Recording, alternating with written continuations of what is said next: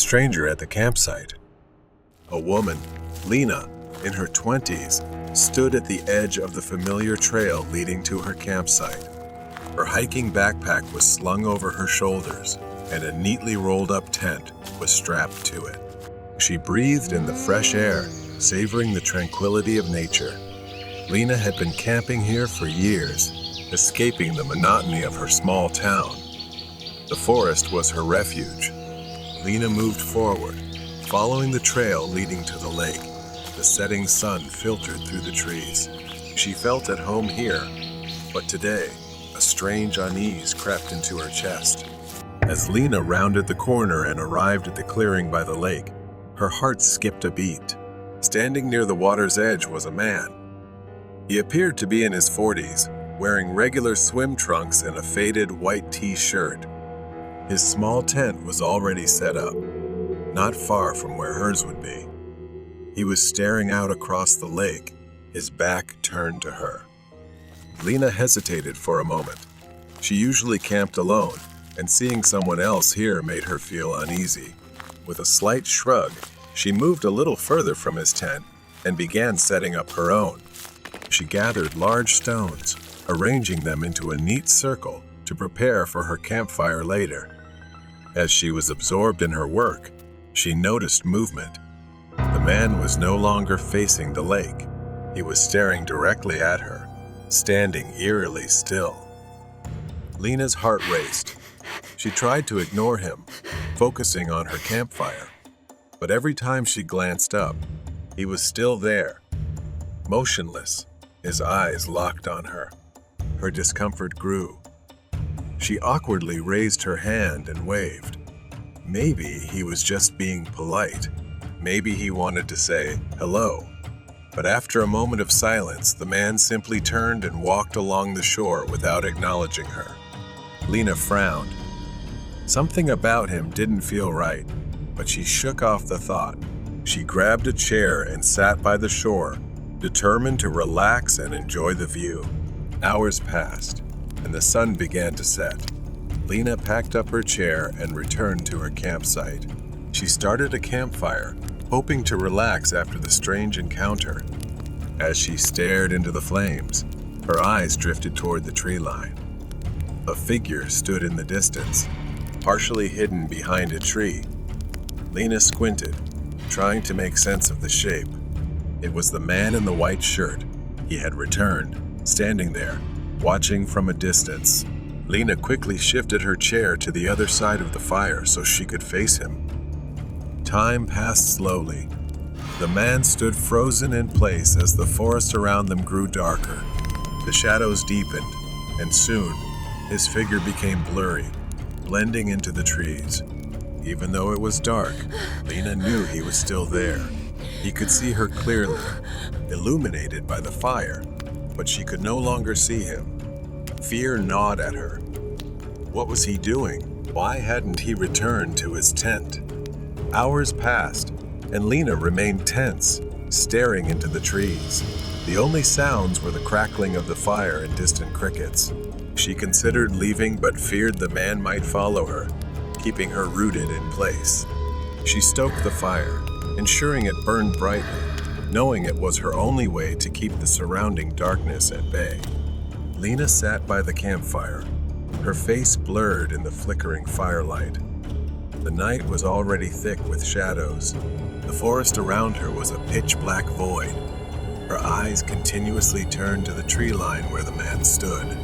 Even though she could no longer see him, she knew he was still out there, following, waiting. Suddenly, a tree branch broke nearby. Lena stiffened, her breath caught in her throat. She looked around her camp, squinting into the darkness. Perhaps he has already arrived. The flames cast long, flickering shadows. Lena couldn't stop imagining shapes moving among the trees. There, at the edge of the tree line, someone was probably standing there because she always heard footsteps crunching through the forest. Then slowly, the man's silhouette appeared. She regained her determination, suddenly stood up, picked up a thick branch from the fire, and held it as a weapon. The man didn't flinch. He remained still, watching her as if waiting for her next move. Lena shouted into the darkness, her voice trembling but firm, asking who he was and what he wanted from her. But there was no response. The man tilted his head slightly, as if confused by her defiance. Lena's skin prickled with fear. She gripped the burning branch tightly and stepped closer to the edge of the campfire, ready to defend herself. But then, without warning, the man turned and walked into the forest. Slowly, cautiously. His footsteps were eerily soft. Lena watched him go, not daring to follow. He disappeared into the darkness, swallowed by the trees, but the tension in the air didn't lessen. She didn't believe he was truly gone. The night dragged on. Lena struggled to stay alert, her body heavy with exhaustion, her mind clouded with fear. The fire had burned down, casting only a faint light. Despite her best efforts, her eyes began to droop. She couldn't fight it any longer. After only a short while, Lena was startled awake by a faint sound, her eyes snapping open. The fire was nearly out. Only a few embers remained. The air was cold and damp. For a moment, she was disoriented, unsure if she had imagined the sound. But then she heard the faint rustling sound again, this time coming from behind the tent. Lena's heart raced. She stood up slowly, creeping carefully to avoid making any noise. She grabbed a nearly burnt-out branch from the fire, gripping it tightly. She cautiously walked around the tent, following the sound. The rustling grew louder as she approached the back of the tent. Lena tightened her grip on the branch. She took a deep breath and rounded the tent, only to find a squirrel nibbling away. The area behind the tent was empty.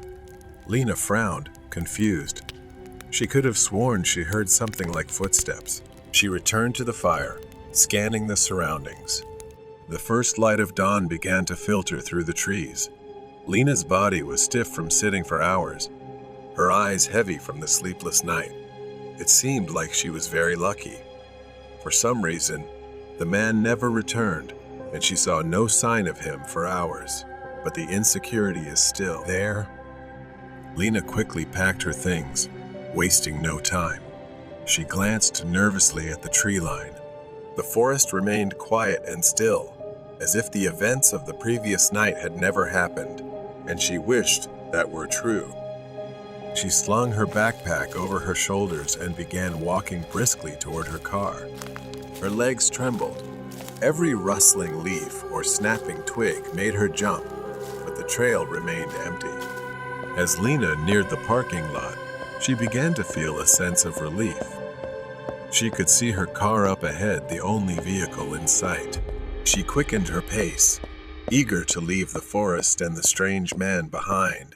But as she reached the clearing, she froze in her tracks. His tent was still there. She slowly, cautiously, walked toward it. The tent flap was slightly open, the inside dark, but there was nothing there. Lena backed away, her mind racing. What kind of game was this? Was he even real? She snapped out of it and hurried toward her car. She slammed the door shut, her hands trembling as she started the engine, and drove off. As Lena sped down the winding road, she glanced into her rearview mirror. Standing at the edge of the forest, partially hidden by the trees, was the man in the white shirt. His hand was raised, thumb out, as if hitchhiking. Lena pressed the gas pedal harder, her car speeding away, and she never looked back or returned to that forest again. It left her with an unforgettable memory, perhaps the worst camping trip she'd ever had. Killer in the Rain. It's late spring in a rural area with vast stretches of wilderness. My small house stands alone in the vast darkness, surrounded by trees, the type of isolation I always dreamed of before moving here. Here, I can live away from the noise, people, and stress of the city. But tonight, the silence feels different, Heavy rain has been pouring for days. I should have found this isolation peaceful, but tonight, it feels suffocating. I'm sitting on an old couch watching TV and listening to the rain pounding on the roof, a soothing sound that usually makes evenings pass peacefully. I enjoy staying home on rainy weekends like this, far away from the world. Around 6 or 7 in the evening, I suddenly heard a knock at the door. At first, I thought it was the wind, but it wasn't. Another knock, this time louder. I hesitated. Visitors were rare here. It was strange for someone to show up without calling first. Grabbing a flashlight, I walked toward the door, my heart already starting to race. When I opened the door, heavy rain poured down, and the damp cold hit my face. Standing in the pouring rain was a man, soaked and shivering. He wasn't anyone I knew, just a stranger. He told me he was camping in the nearby woods and had run into trouble. He needed a place to stay, just for the night. His voice was pleading, but something about him made me uneasy. I handed him my phone to call for help so he could get a ride to town, as I didn't feel safe. But he refused, insisting he only needed shelter for the night. I felt uncomfortable, the rain pouring down on both of us. His insistence made me even more suspicious. I bluntly told him he couldn't stay here. After pausing for a moment, he turned and walked down the dirt path leading back to the woods. I watched him disappear into the trees, his figure fading into the rain. I locked the door immediately, still feeling uneasy. I tried to shake off the strange encounter, telling myself I did the right thing. There was no way to know if he was dangerous, especially in such a remote place. The rain kept falling, and I sat back down on the couch, trying to focus on the TV, but my mind kept drifting back to that knock at the door. After 2 hours, I noticed something, a faint orange light shining through the curtains at the back of the house. I haven't checked the window in a while, but now there's something outside. I stood up and pulled the curtain aside. Through the rain and mist, I saw it far off in the woods behind my house, a small flickering campfire beneath a tree. Despite the heavy rain, the fire was still burning. There was a figure in the rain, but I couldn't make it out. That uneasy feeling turned into fear. Could it be him again? Why had he returned? And what was he doing out there, just standing near my house in the pouring rain? I picked up the phone and called the police. I didn't care if it took them an hour to get here. I needed someone to ensure he was gone. After the call, I glanced out the window again. The fire was still burning, but the figure had vanished. Panic surged through me. I rushed to the front window and saw him, the man from earlier, walking by with a rifle slung over his shoulder. He was heading toward the house, toward me. I staggered toward the closet in the hallway, my hands shaking as I grabbed the handgun and rubber bullets. I had bought it for protection, but I never really thought I would need it. I didn't want to hurt anyone. I pressed myself against the wall, listening to the man pounding on the front door. This time it was harder, as if he was hitting it with the butt of his rifle. I had to do something. I couldn't let him in. I yelled that I had a gun and it called the police. I stood still, gun in hand, straining to hear any sign of movement. Moments stretched on, and finally, after what felt like an eternity, I looked through the peephole. The porch was empty. I cautiously stepped outside, gun still in hand, immediately drenched by the rain. I saw large footprints, caked in mud. He was probably gone, at least for now. About an hour later, the police arrived and searched the area with flashlights. When they got to the campfire, they found something I hadn't expected. A rough canvas bag, half buried in the mud, covered in wet earth. They dug it up and opened it. Inside they found knives, zip ties, gloves, and rope. They told me it was likely a burglary kit, or worse. I never saw him again after that night. The police haven't found him yet, but they told me to be careful, to stay vigilant. Whoever he was, he had plans to come back, maybe even to kill me. Killer in the Rain. It's been half a year since that night. The memory of that encounter still haunts me. I thought time would ease the anxiety, that the man would fade from my mind just like he disappeared in the rain. But as the months passed, the fear grew more intense. What if he came back? Tonight, as the sun set, the rain returned, pouring heavily, just like that day. I was sitting in my usual spot on the sofa, watching TV despite my efforts. My attention wasn't on the screen. I kept glancing at the window all evening, unable to shake the feeling that someone was out there, watching me. Suddenly, there was a knock at the door. The sound cut through the rain, and my heart skipped a beat. Could it be happening again? I cautiously opened the door, but this time I was prepared, my hand resting on the pistol I had placed in the nearby drawer, ready for a moment like this. The porch was empty, except for the relentless sound of rain hitting the ground. But just as I was about to close the door, I noticed something. Footprints. Someone had been here, fresh and muddy, still sticking to the porch. I went back inside and locked the door. I grabbed my phone and called the police, explaining that I thought it was the same man who had tried to harm me years ago, and he was back. They said they'd send someone, but I had no idea how long it would take. For now, I was on my own. The rain continued, growing heavier by the minute, the wind picking up as well. I paced the living room, glancing out the window every so often. That's when I saw a flash of light deep in the woods. I realized I couldn't wait for the police to arrive. I had to confront him before he made his move.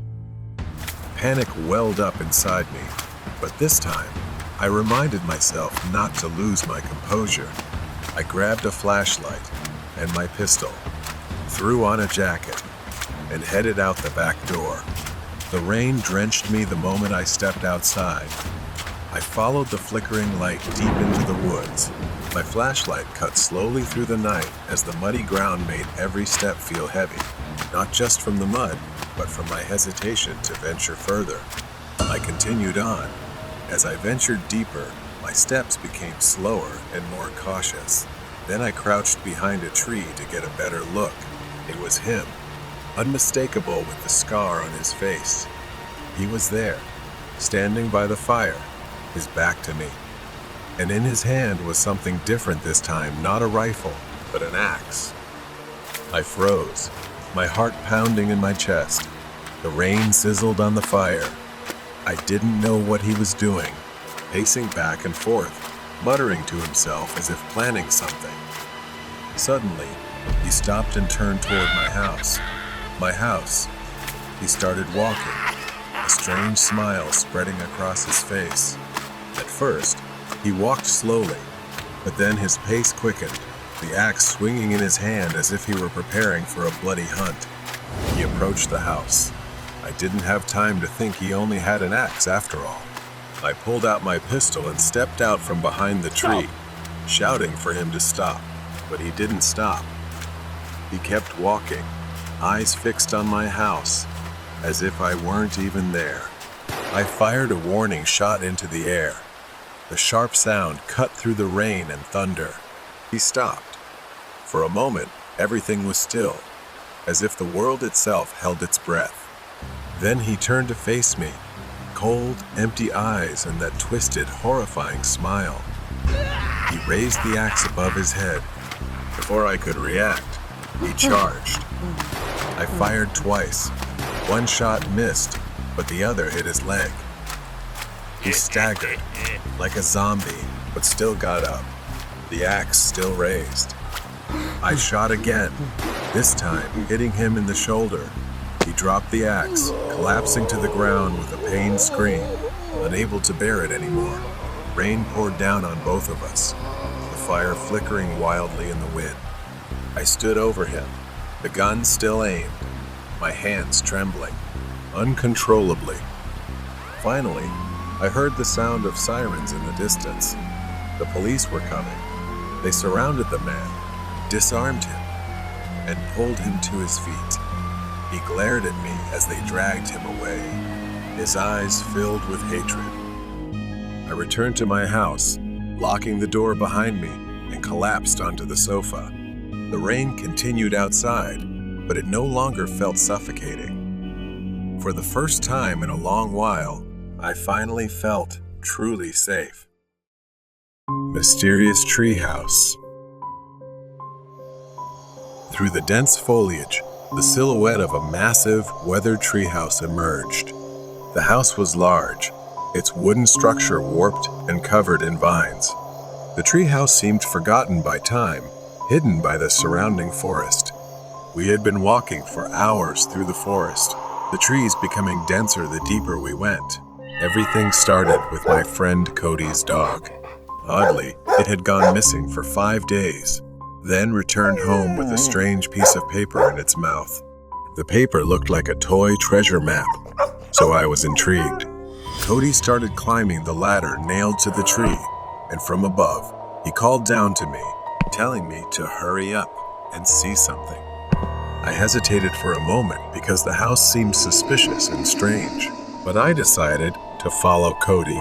I slowly climbed the rickety ladder to the treehouse. The closer I got, the worse the feeling became. Now, I could see the house more clearly. Through the broken windows, I could see inside the house.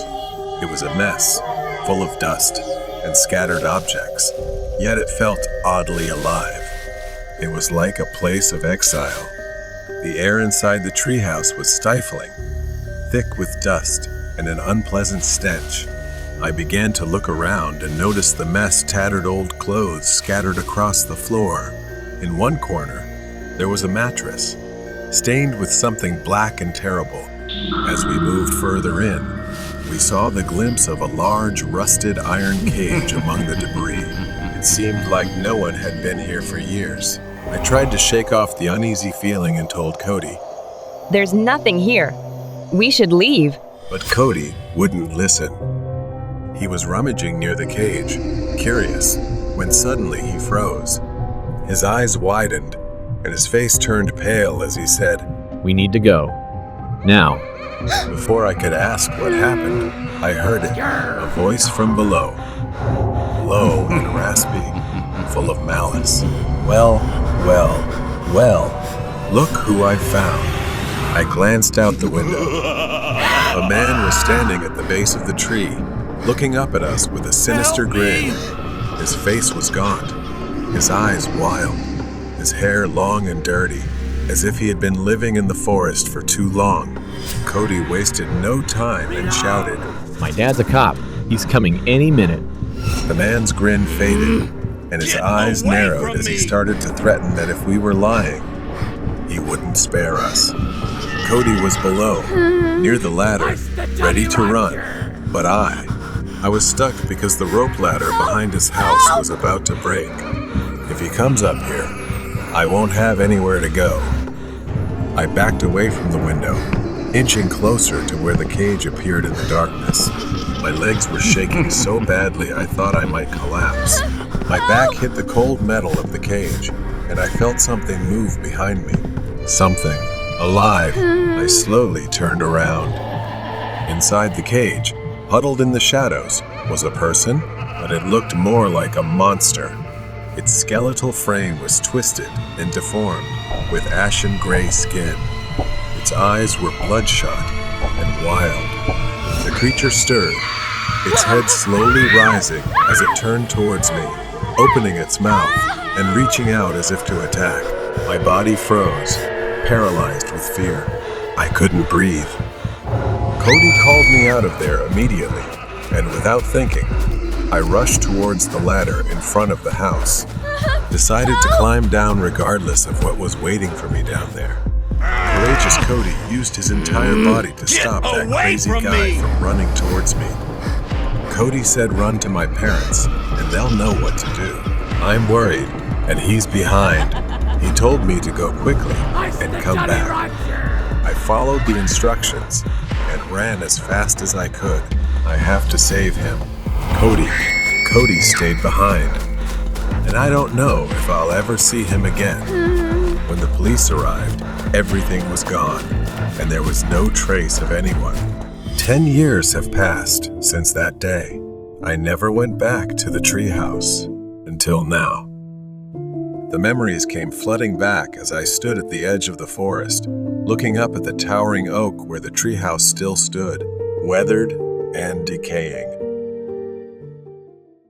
The crazy man blocked the truck. It was a torrential, rainy day. After finishing a long, exhausting day at work, I drove my old, large truck back home. The windshield wipers battled against the pouring rain, moving in a steady, hypnotic rhythm. The radio crackled faintly, almost drowned out by the sound of rain pounding on the truck's metal body. The road ahead was nearly deserted, a winding path through a remote forest. Tall, ominous trees loomed on both sides, their branches reaching out like twisted, skeletal hands. My hands gripped the steering wheel tightly, my knuckles white from the cold. My eyes were focused on the road, but my gaze was weary, longing to be home soon. As I rounded a bend in the road, my headlights caught a figure standing in the middle of the road. Finding it strange, I drove a short distance further and then pulled over to the side of the road to rest for a moment. From a distance, there was that figure again. The silhouette was of a man, his hair disheveled and soaked by the rain. He stood motionless, his head slightly tilted to one side, staring straight at me with wide, unblinking eyes. His clothes were tattered and drenched, clinging to his gaunt frame. In his hand, he held something long, thin, and menacing under the headlights. My heart raced as I stared at the man, an instinctual sense of danger warning me. The man did not move, did not blink, just stood there, staring. My breath fogged up the window as I pondered what to do, making his already ominous figure appear even more distorted and terrifying. But before I could act, the man suddenly lunged forward, slamming his hand on the hood of the truck. The force of the impact made me jump out of my seat, my heart pounding. The man's face was now just inches from the windshield. His eyes were wild and bloodshot. I recoiled in horror as I realized the object in his hand was a long, sharp needle, attached to a syringe filled with a murky yellow liquid. The man's mouth curled into a deranged smile, revealing yellowed and cracked teeth. He lifted the needle, tapping it lightly with his finger as if preparing to use it. He fumbled with the door lock, as if deliberately trying to frighten me. The rain outside seemed to grow louder, darkening the scene with a rising sense of dread. The man moved with terrifying speed. He lunged at the side door, yanking it open with astonishing strength. I could barely think, and there was no time to react before the man lunged at me. The syringe was raised, aimed straight at my neck. I struggled, adrenaline surging through my veins as I tried to push the man away.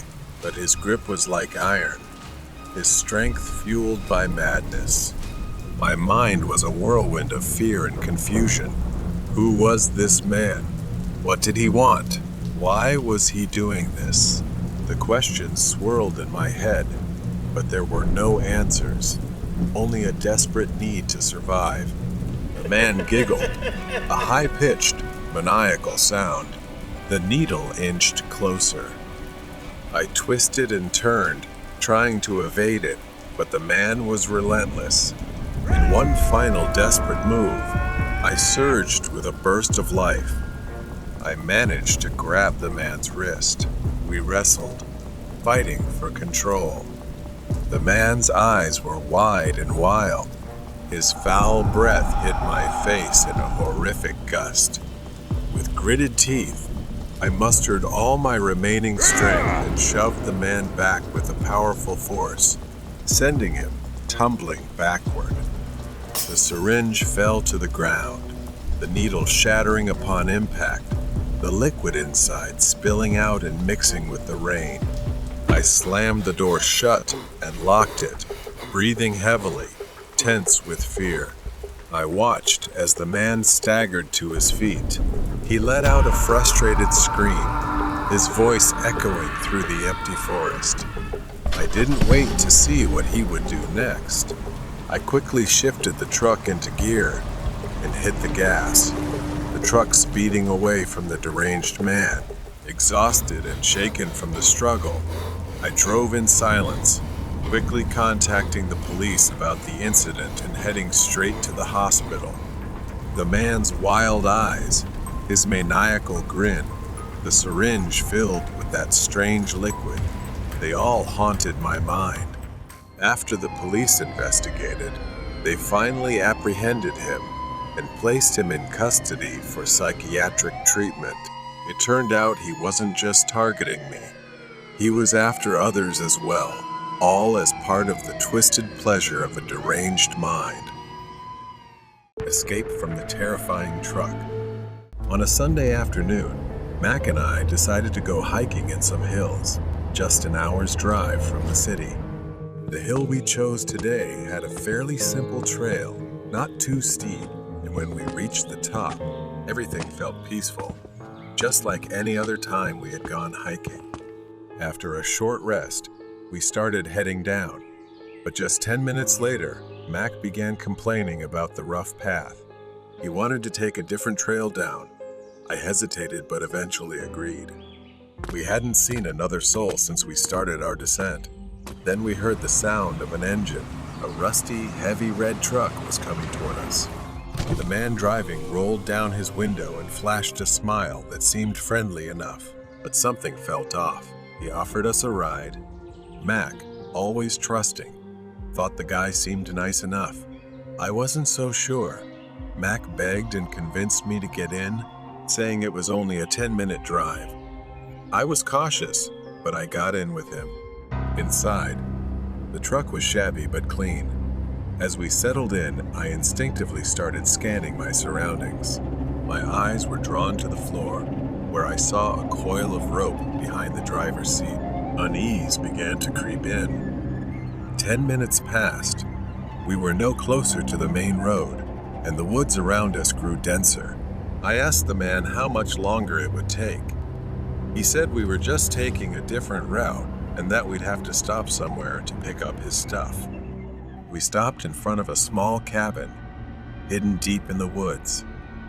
There was an old tree stump out front, with a large axe stuck in it as if he had been chopping wood. I glanced at Mac, but he seemed excited and trusting of the man. The man turned off the engine and got out of the truck. He said, "Stay here. I'll be right back." As soon as he was out of sight, panic started to rise within me. I turned to Mac, pleading with him to leave, not to get out, but he didn't see the danger I saw. That's when I turned back to the truck and saw it. Half hidden under the driver's seat was an axe. Dark stains covered the blade stains that could only be blood. I quickly told Mac to look. He froze, his face turning pale as he realized the danger we were in. Without another word, we bolted into the forest, fleeing the imminent threat. We crashed through the thick underbrush, not caring where we were headed as long as it was away from that cabin, trying to stay on a trail to avoid getting lost. Finally, the trees began to thin, and I could see the wooden fence surrounding the parking lot. A wave of relief washed over me. But then I saw it. The man's truck was parked on the other side of the lot, engine off, lying in wait like a predator ready to pounce. Mac wanted to run to our car, but I held him back. The parking lot was too wide, too exposed for us to make a safe escape. We hid behind a large tree, cloaked in the darkness. Time seemed to stretch, each second feeling like an eternity. As night fell, I heard a sound. The truck's door creaked open. The man climbed out, glancing around the forest once more. Mac made a mistake. He stepped on a branch, causing a snap. The man noticed and lingered for a moment, then started walking toward a nearby tree. We covered our mouths, hearts pounding, afraid to breathe or move as he came dangerously close to where we were hiding. Just then, a forest ranger approached the truck. The man seemed startled or afraid of being caught, so he quickly returned to his truck and drove away. As soon as he was gone, we bolted to our car, not stopping until we were inside with the doors locked. We sped out of there as fast as we could.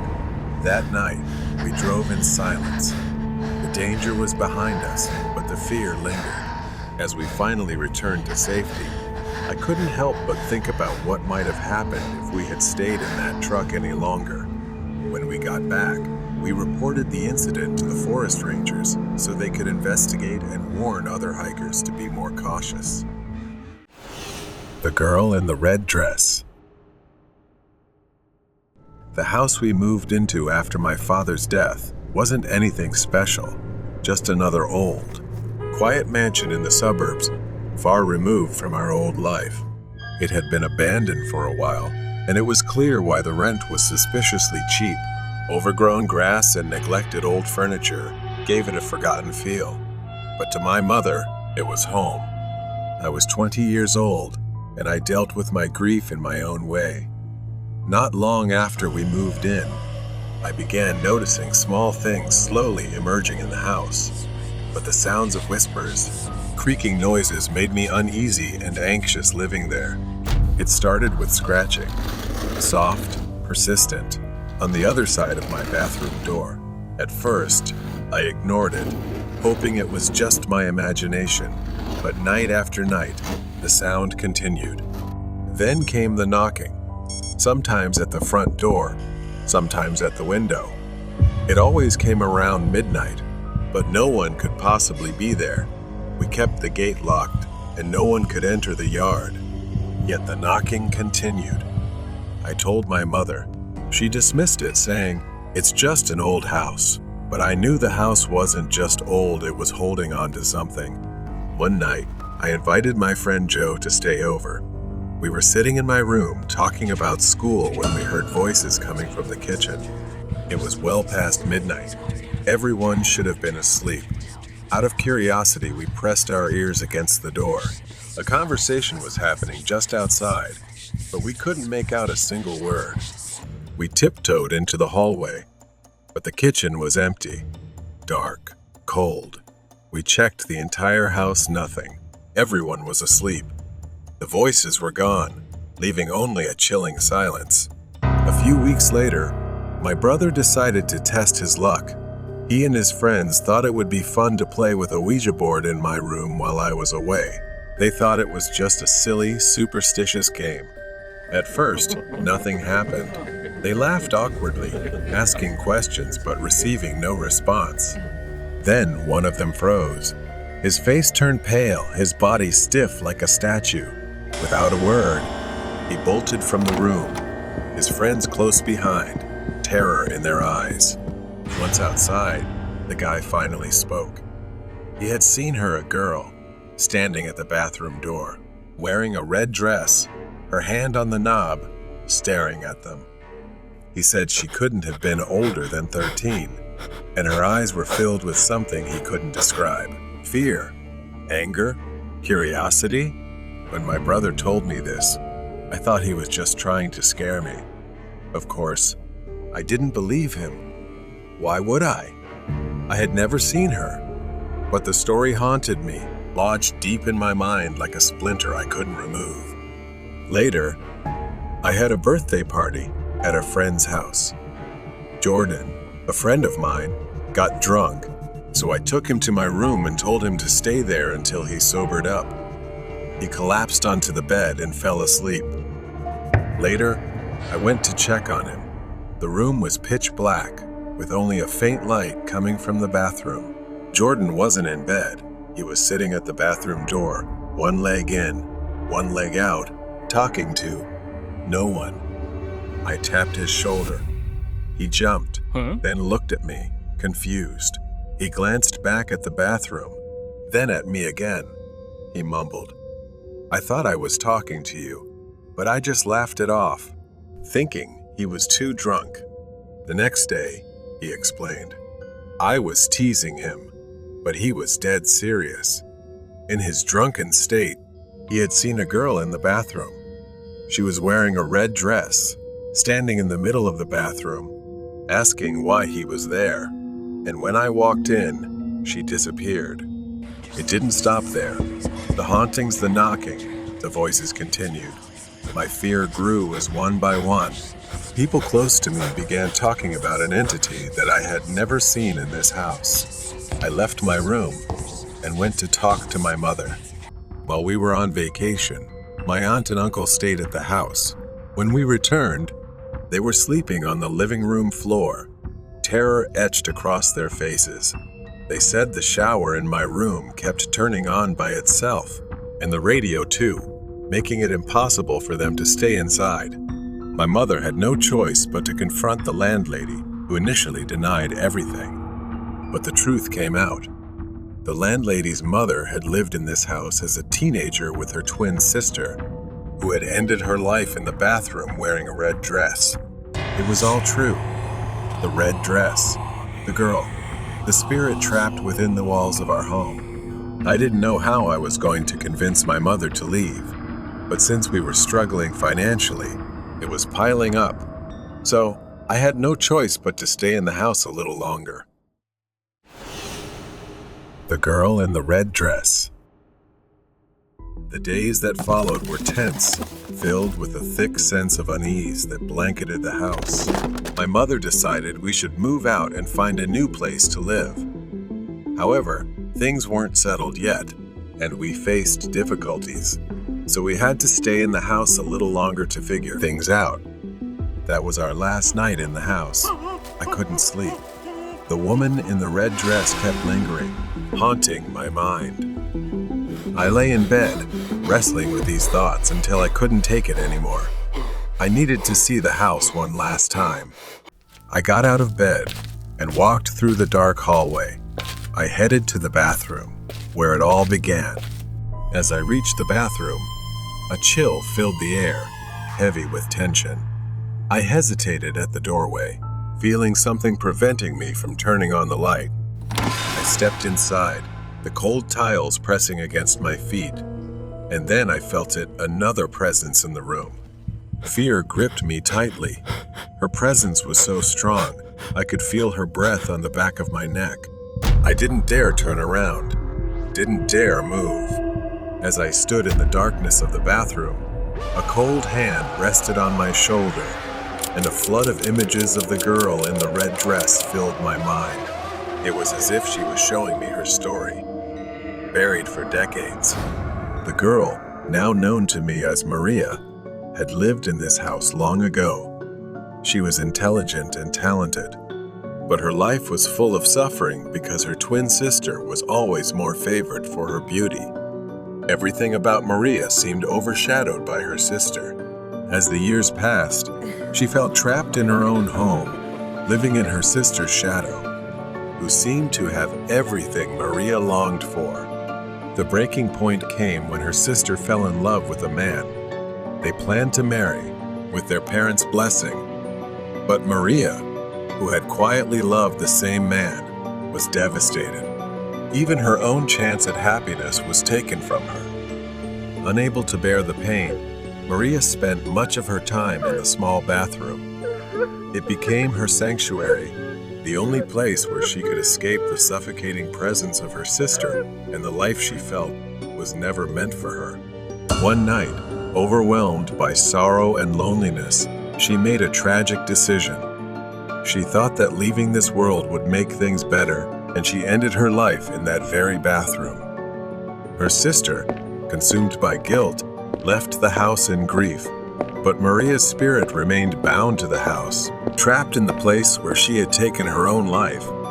As the images faded, I understood the profound despair of Maria. Her spirit had lingered all these years, waiting for someone to recognize her pain. But now, As I stood there in the bathroom, I felt a strange connection with her. The sorrow that had once filled the room was replaced with an intense urge to help her find peace. I whispered, trembling, calling Maria's name. I told her, I understand what you've been through. You don't deserve to be so alone. I'll leave, and you don't need to stay here anymore. It's time to let go and find peace. In that moment, the cold hand on my shoulder lifted. The oppressive air slowly began to ease. For the first time since we moved in, it felt as if the house itself had released its hold on her after all this time. That night, I slept in my bed without fear, no knocking, scratching, or voices. Everything had disappeared. Perhaps she had finally left, freeing herself from the chains she had once forged. The next morning, as we packed the last of our belongings into the car, I looked back at the house one last time. The sun shone brightly, casting a warm glow over the old, stately mansion. As we drove away, I felt that Maria had found the peace she longed for. The house was just a house now, no longer haunted by the sorrow of the past. And though I know I will never return, I will always remember Maria, the poor girl in the red dress, who finally found the freedom she had been denied in life. The ghost of a mother in the forest. I was never someone who truly believed in ghosts. I always thought they were just products of imagination, created to explain the unexplainable. But everything changed when I was in that cursed forest. It was supposed to be a normal overnight trip, and quite an easy one. The locals whispered about the forest being haunted, but I didn't pay much attention to that. The road was rough, and the darkness grew thicker as I drove deeper into the forest. My headlights barely cut through the fog, so I had to be more careful. Then suddenly, she appeared. An old woman stood in the middle of the road, hunched over, her eyes fixed on me as I stopped. I honked, but she didn't seem to hear, so I opened the door and shouted for her to move so I could pass. She didn't react at all. Instead, she slowly turned, looked straight at me, and asked, "Have you seen my daughter?" She kept asking, her voice growing more desperate. Then suddenly walked away, sobbing, leaving me confused and shaking. In my mind, I tried to dismiss the encounter with the woman as I continued my journey, but her words kept echoing in my head, gnawing at my sanity. When I finally made it out of the forest at dawn, I stopped at a small grocery store. The shopkeeper was kind, and I chatted with him for a while. But as I looked out the window, I saw her again, standing at the edge of the forest, staring at me. Fear started to creep in, and that's when the shopkeeper told me about her. He said that she had lost her mind after a tragic accident and now wanders the forest, searching for her long-lost daughter. I dismissed the story again, thinking it was just a coincidence. That night, as I drove back through the forest, the rain started pouring down heavily, making the road more dangerous. But I kept going, just wanting to get out of there as quickly as possible. Then, through the rain, I saw another woman. But this time, she wasn't alone, and in her arms was a child who looked frail, almost lifeless. I intended to drive past. I hesitated, but my conscience wouldn't let me. I stopped and asked if they needed a ride. She looked pale, like she'd been out in the rain for too long. She nodded gratefully and climbed into my car with the child in her arms. I handed them a towel to dry off, and then she directed me to a hospital. When we arrived, she quietly thanked me before heading into the building. I sighed with relief, but as I was about to leave, I noticed something in the back of the car. It was the black umbrella she had been carrying. It was still in my car, and when I turned to look back at the hospital, I was almost paralyzed with what I saw. I looked away for just a few seconds, and when I looked back, they were gone. It was as if they had vanished into the rain. Feeling confused, I decided it was best to leave as soon as possible. As I neared home, the rain was still pouring, and the parking lot was quite far from my house, so I had to use the black umbrella left in my truck. However, I felt a bit hesitant to use it, remembering that it belonged to the woman and her son, but I had no other choice. As I was walking, a strong gust of wind almost tore the umbrella from my hand, and suddenly, a wooden beam came crashing down from above, about to fall on me. It could have killed me, but the umbrella somehow pulled me to the side, saving my life. Shaking, I realized the umbrella wasn't just an ordinary umbrella. Perhaps it was a gift the woman left behind to protect me. The next morning, I went back to the grocery store, determined to uncover the truth. The shopkeeper hesitated, but finally told me the whole story. The woman and her child were spirits, doomed to wander the forest after a tragic accident. She died trying to protect her son. It happened on a stormy night when she was shunned and refused help by passing travelers. Some even splashed her with mud. She used her body to shield the child, but unfortunately, she slipped and fell off a cliff. On rainy days, if drivers refused to give her a ride, she would mysteriously appear in their cars and haunt them. Feeling a deep sense of injustice, she continues to seek out and punish those who don't help them. The old woman, unable to bear the unbearable pain of losing her daughter and grandson, went mad shortly after. Since that horrific accident, the villagers have often seen her holding a black umbrella, muttering nonsense. With a heavy heart, I visited their graves, returned the umbrella, and expressed my gratitude. As I walked away, I knew my life had changed forever. I had encountered something beyond the realm of the living, and from that day on, I would never doubt their existence again. Haunting delivery trip. I was working for a food delivery platform on weekends to make some extra money. Between my main job and this side gig, I often felt exhausted. It was past 9 p.m. when I started my shift, picking up small orders and delivering them to random houses. After my first delivery, I drove around the area for a while, waiting for something to come through. 20 minutes passed with nothing. Just as I was about to give up, my phone buzzed with an order for just 1 tacos and a drink. I confirmed the order and headed to the restaurant to pick it up. After grabbing the order, I began the 10-minute drive to the customer's house. It was a normal neighborhood, nothing unusual. As I approached a red light, I noticed a pickup truck stop next to me. Instinctively, I glanced over. The guy in the truck was leaning out of the window, staring straight at my car. I looked away when the light turned green and pressed the gas. I glanced in my rearview mirror. The truck was now in my lane, driving a short distance behind me. As I approached the neighborhood where I was making the delivery, the truck was still behind me. Was he following me? The route was mostly straight, so I wasn't sure if he was just heading in the same direction.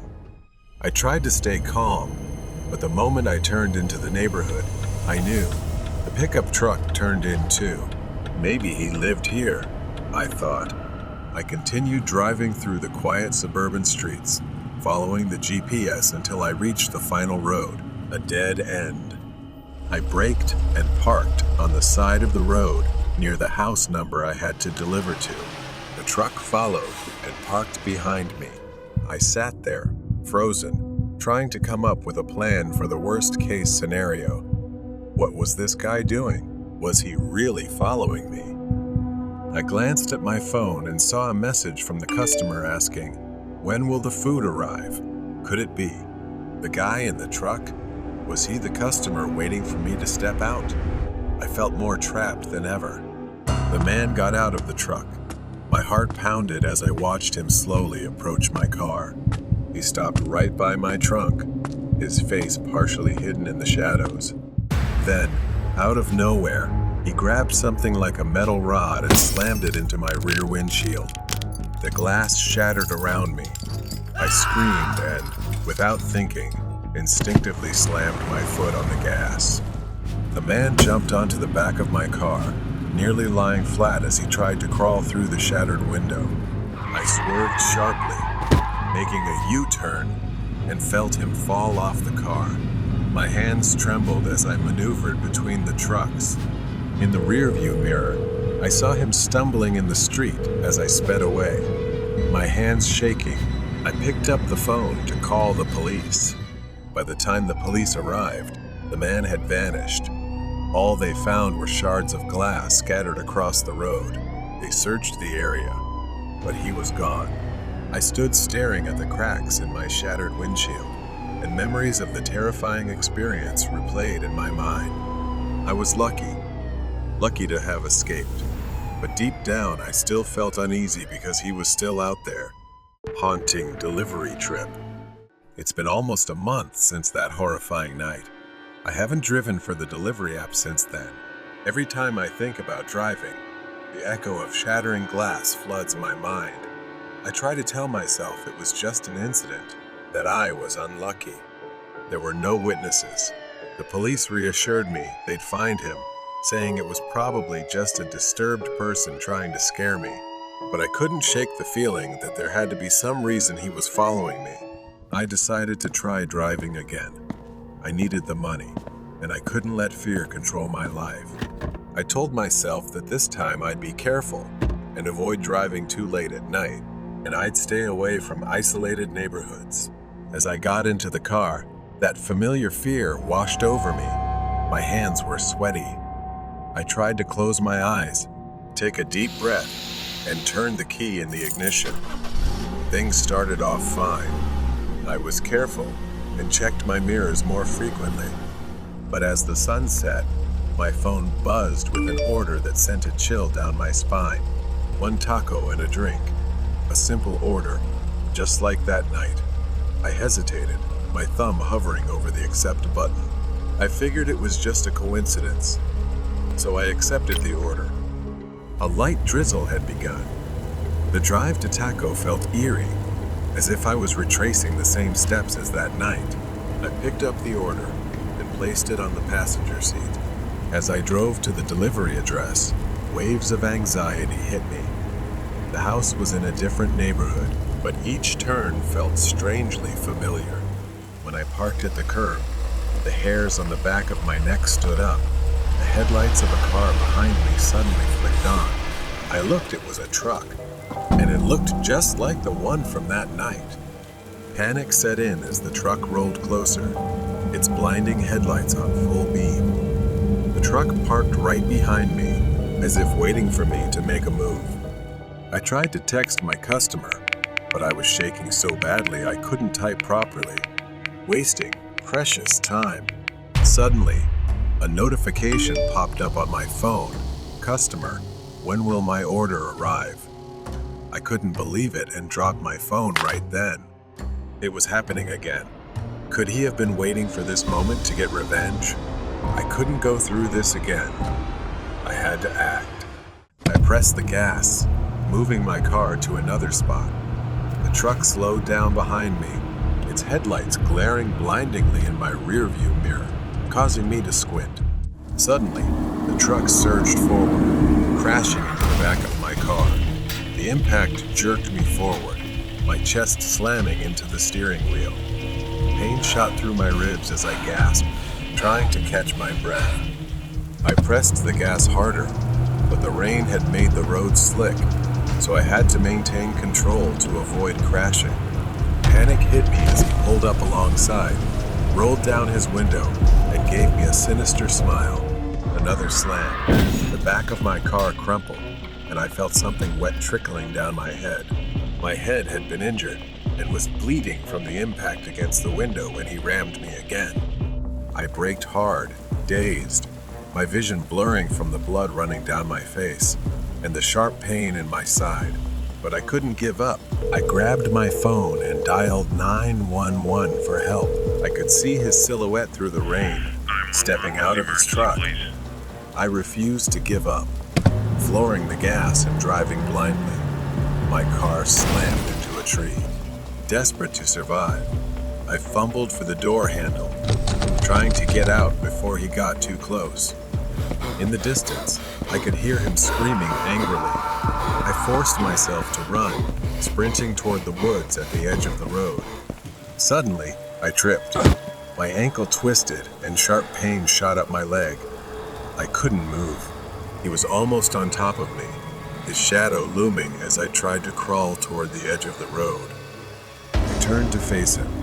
He raised the crowbar high above his head, ready to strike, and I screamed. But then, the sound of police sirens cut through the quiet rain.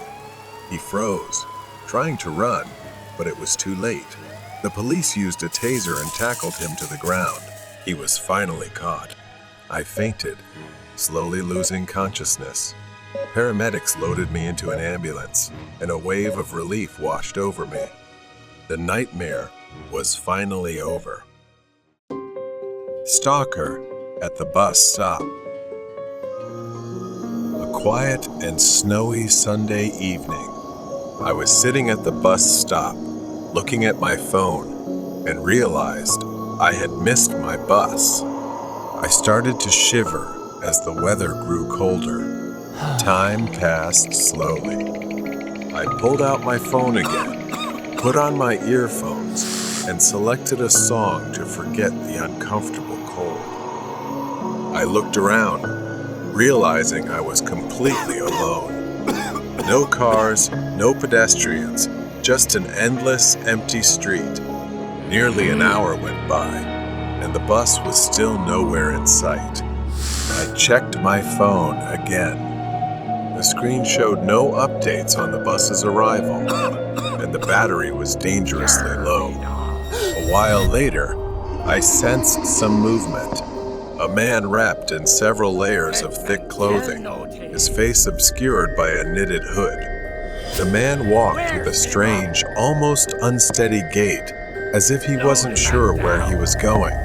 I froze but tried to focus on my phone, not wanting to draw attention. The man approached the bus stop and sat at the opposite end of the bench. My discomfort grew. I glanced at the man, noticing part of his face exposed under the hood, a gaunt, pale face with eyes that seemed unfocused, distant. The man was muttering something to himself, his words slurred and incoherent. I shifted uncomfortably, sensing that something was off about this person. He moved closer, almost imperceptibly at first, but with each subtle shift, he inched toward me. My unease turned into panic as the man continued to slide closer, his gaze fixed on me in a strange, unsettling way. I felt a chill run down my spine. Suddenly, I felt the man's presence right next to me. The tension was unbearable. I quickly stood up, grabbed my bag, and started walking away from the bus stop. The man, still sitting there, tilted his head to the side, his eyes never leaving me as I walked away. I quickly walked away. I reached the next bus stop and finally felt somewhat relieved. I began to sit down slowly, letting my guard down a little as I waited for the bus. I closed my eyes for a moment, exhausted. The quiet of the falling snow was almost peaceful. Suddenly, a loud and rapid knock shattered the silence. My eyes shot open, my heart racing, and I slowly turned around to see the man from the previous bus stop, standing on the other side of the glass, his face pressed against it, grinning maniacally. His eyes were wide, staring straight at me without blinking. He kept knocking on the glass, his breath fogging up the surface. Panic flooded my body. I quickly stood up and backed away from the glass. The man began moving, circling around, his gait more erratic than before. His footsteps grew closer. I backed away, yelling at the man to stay away. However, the man was undeterred. He raised his hand, reaching out as if to do something to me. Luckily, I reacted just in time, darting off the sidewalk as the man lunged toward me. In a strange, inexplicable way, he slipped forward, his face slamming hard into the cold, icy pavement. The sound was horrifying. I stood there, frozen, trying to make sense of what had just happened. It was so bizarre.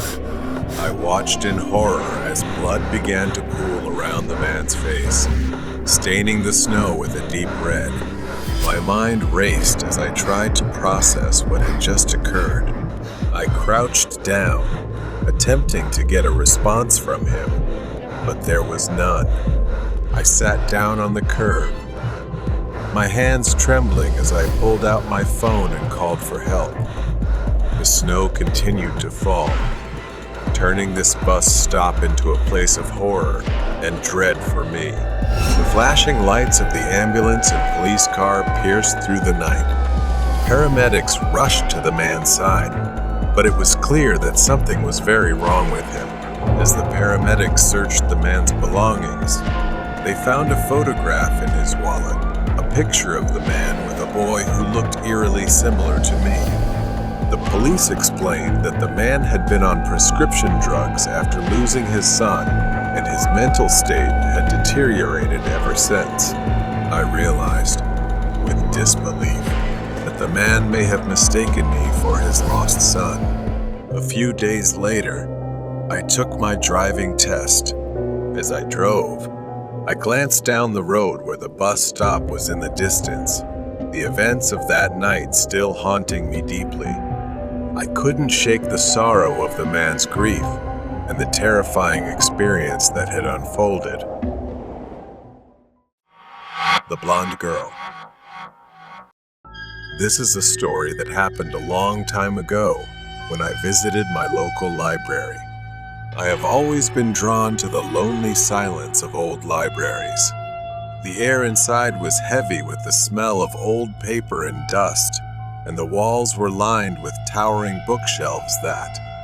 I remember that I went there to borrow a few educational books. The internet existed at that time, but you couldn't just Google anything you wanted to know. The more conventional method for me was to go to the library and check out books on the subjects I was interested in. Anyway, I drove to the library, which was only about a 5-minute drive from my house. I walked in just as the library was about to close. I thought I was the only one in the library. As I walked through the aisles, my footsteps echoed softly on the wooden floor. The daylight outside was fading, casting long, strange shadows through the narrow windows. The library was quite large, and I headed to the section of books I was looking for. I felt immersed there. The silence was pleasant, only occasionally broken by the rustle of turning pages. I started looking for the best books to borrow. I spent a few minutes browsing and comparing the books. As evening approached, I decided to look at a particularly intriguing book I had found on spirituality, the supernatural, and horror. It was the only one on the shelf, and I picked it up. Some passages of the book talked about a blonde girl who had been brutally murdered, horrifically, by ancient cursed legends. She was like a sacrificial offering. Just as I was about to leave, a chill ran down my spine. I glanced over my shoulder and saw her, a blonde girl standing in the far corner of the library. She was partially obscured by the shadows, the light fading dimly. There was something unsettling about her presence, an eerie silence that seemed to absorb all sound around her. She seemed almost out of place. This woman appeared quite young, with blonde hair, wearing a polka dot headband as if from many decades ago. My heart began to race. The girl didn't move, her gaze fixed on me with an intensity that made my skin crawl. I hesitated, unsure whether to call out to her or quietly leave. As I watched, the girl took a few small, slow steps forward, revealing a pale, emotionless face. Her eyes were dark voids, empty and soulless. I felt a wave of terror wash over me, paralyzing me with fear. The girl took one step closer, then another, moving silently across the floor. My instincts screamed at me to run, but my legs felt like they were rooted to the spot. She moved closer, her movements deliberate and haunting. When she was just a few meters away, she stopped and tilted her head to one side, as if studying me. Finally, I found the strength to move. I slowly backed away, my eyes never leaving hers. The girl remained still, staring at me with her empty, terrifying gaze. I turned and hurried towards the exit, clutching the book tightly. The oppressive silence was broken only by the sound of my footsteps echoing through the library. Then, suddenly, whispers grew louder, as if speaking directly into my ear, a mixture of voices seeming to come from everywhere. I looked around frantically but saw no one, and I couldn't determine their source. The library, once a sanctuary of knowledge, now felt like an abandoned house. As I fled, the whispers followed, growing more insistent. Panicking, I turned back, but the door had vanished, replaced by an endless corridor of bookshelves. The whispers were now deafening. I clutched the ancient book to my chest. I could see her clearly. The girl stood just inside the threshold, her black eyes sewn shut. Her mouth opened in a silent scream, as if cursing. Her face was grotesquely distorted, and she was holding a box containing something that looked like two eyes. I reached for the door and flung it open, the cold night air hitting me like a physical blow. As I made my way to the exit, I glanced back one last time. In the corner where the girl had stood, I saw a lock of blonde hair lying on the floor, glinting in the sunlight. The whispers had vanished, but the haunting feeling remained, a reminder that some secrets are better left undiscovered. I never spoke of what I saw that night. Sometimes, as I lay in bed, I was reminded not to mention the girl. She would scream, tears that couldn't fall because she had no eyes. If I spoke, she would be in danger for being exposed. Perhaps we had made a spiritual connection. She looked so pitiful. I didn't know what else to do but go to the church and pray for her. 2 months later, the dreams began to fade, and I rarely saw her in my sleep anymore. Perhaps it was a good thing for her. The Haunting of the Abandoned Station. It was a chilly autumn evening in our small town. Inside the diner, warmth enveloped me. Sarah, my girlfriend, was finishing her cup of coffee. We had been dating for a few months, and tonight seemed like the perfect opportunity for an adventure since we both enjoyed that. After dinner, we decided to explore the old abandoned train station in town. The train station loomed before us. Built in the early 1900s, it had once been the heart of our town, but now it lay in ruins, overtaken by nature. My heart raced, but I didn't want to show fear in front of Sarah. I reassured her, even though I felt a hint of doubt creeping in. She began glancing around nervously and told me she felt something was off. Then, from afar, we heard a faint whistle echoing through the air. Sarah asked me, "There are no trains running here anymore, right?" I only knew that no trains had run here for decades. The whistle grew louder, accompanied by the unmistakable sound of wheels clattering on metal tracks. Sarah tightened her grip on my arm. "We need to go right now," she urged, panic rising in her voice. But somehow I lost control, as if mesmerized by the sound.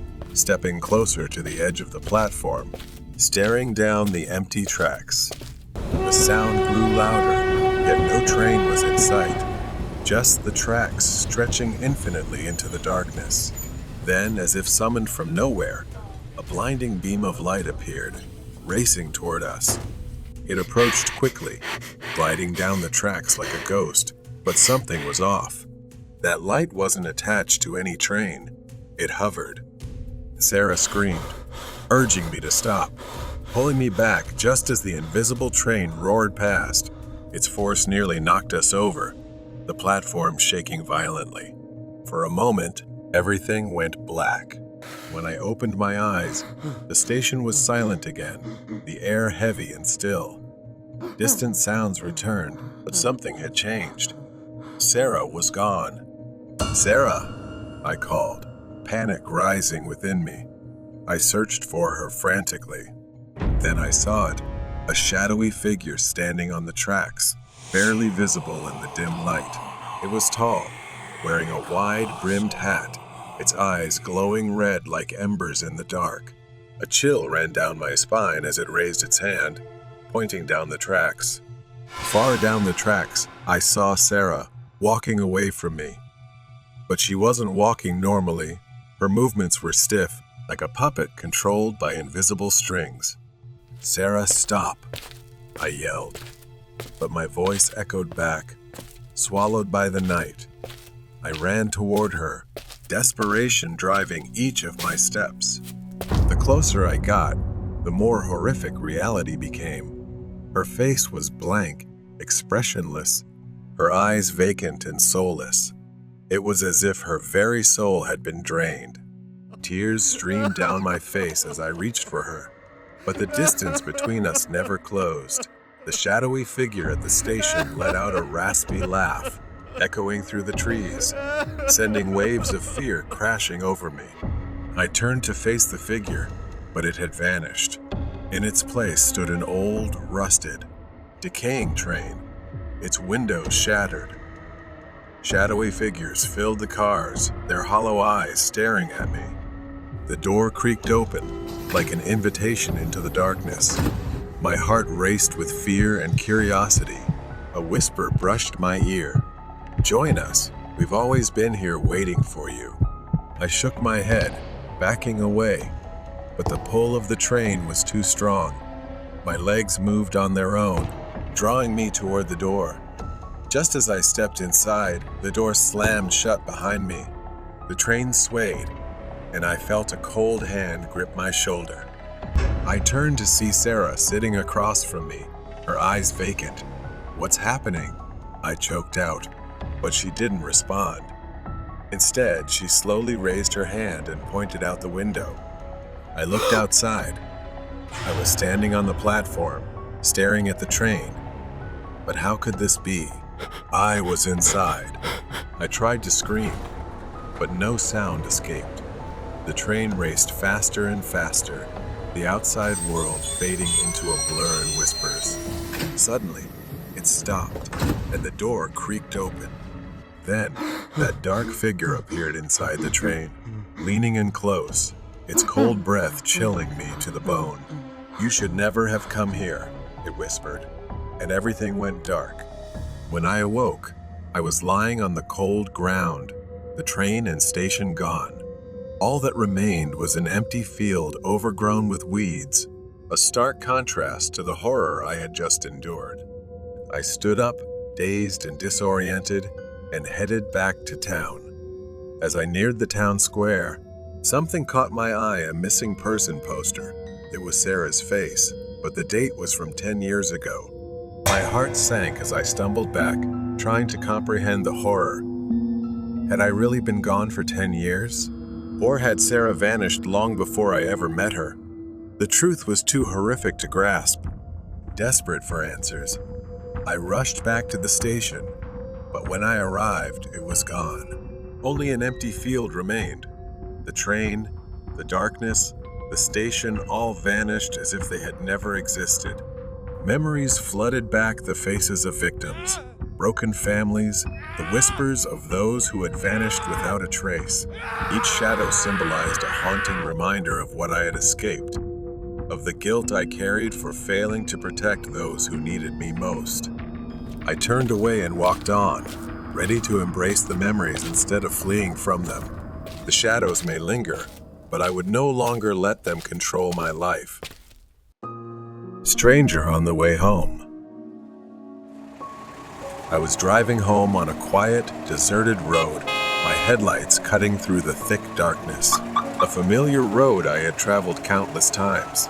I was still about 10 minutes away from home when my car began to slow down. Confused, I pressed the gas pedal, but the car continued to lose speed. Panic set in as I realized the problem I had run out of gas. I suddenly remembered the low fuel warning light had come on, but I had forgotten about it, and in my rush, I had completely missed stopping to refuel. My car stalled, leaving me stranded in the middle of nowhere. I stepped out of the car, the chilly night air biting at my skin.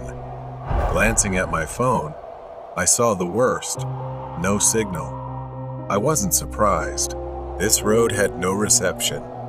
I stood there for a moment, weighing my options. It was nearly midnight, and there was no point in calling anyone. My friends were likely already asleep. I knew the area well enough to remember a gas station about a mile away. It would take 20 minutes to walk, maybe less, and the weather was fairly mild. So I decided I would make the quick trip. I grabbed an empty gas can I kept in the back of my car for my lawnmower. At least luck was on my side in some small way.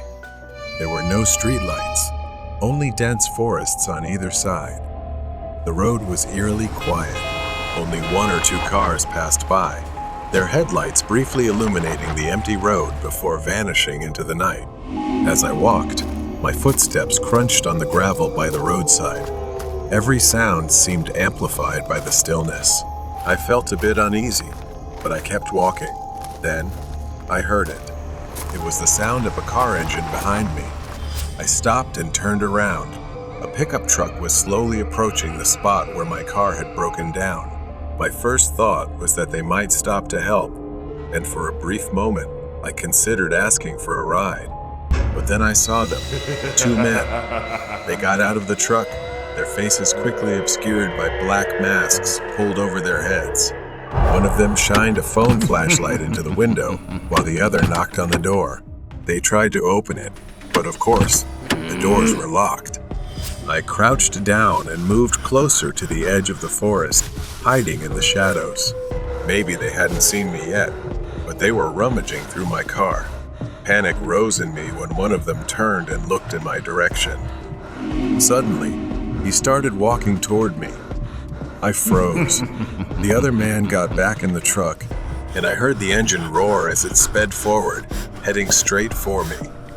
I didn't have time to think. I sprinted into the forest. Behind me, I could hear the man crashing through the undergrowth, chasing me. I couldn't stop. I couldn't let them catch me.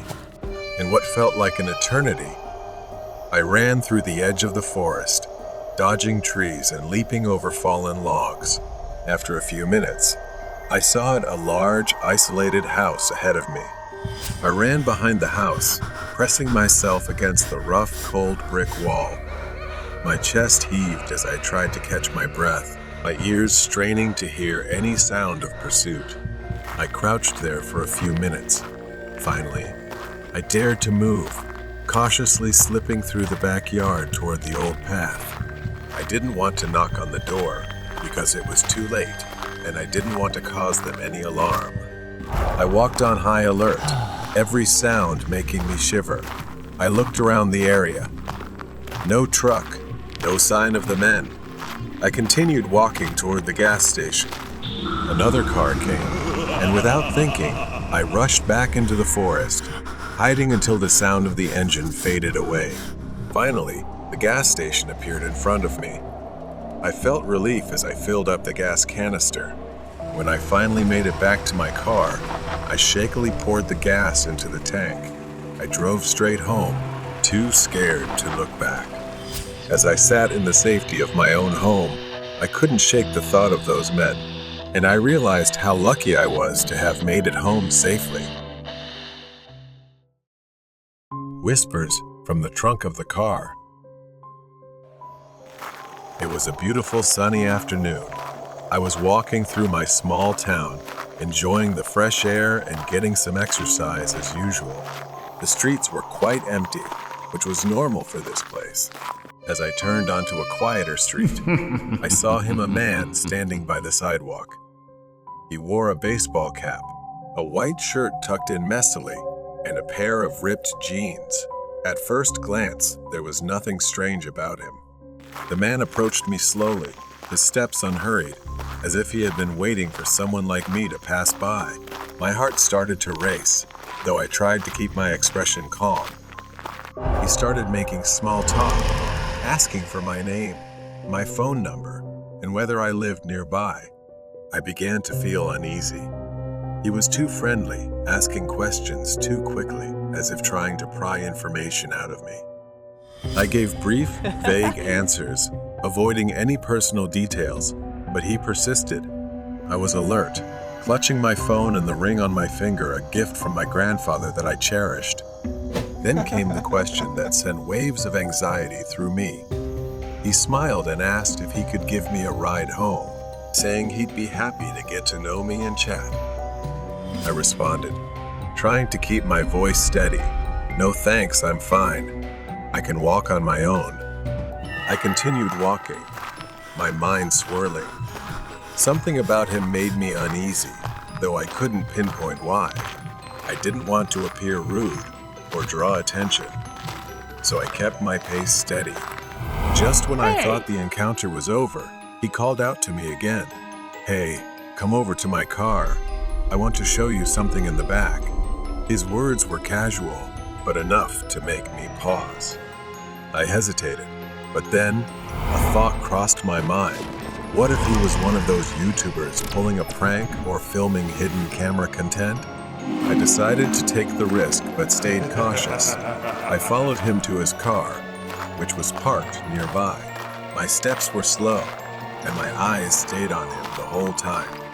He walked to the front of the car, grabbing something like a cloth, and told me to wait a moment while he opened the trunk. But he kept fumbling with the controls, like the car wasn't his. Suddenly, from inside the car, I heard a faint sound, like a quiet cry for help. If I hadn't listened closely, I might have missed it. I took a slow step closer.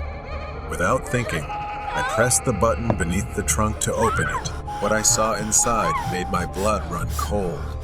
Inside the trunk were a girl and a boy. They were both tied up, their eyes wide with terror.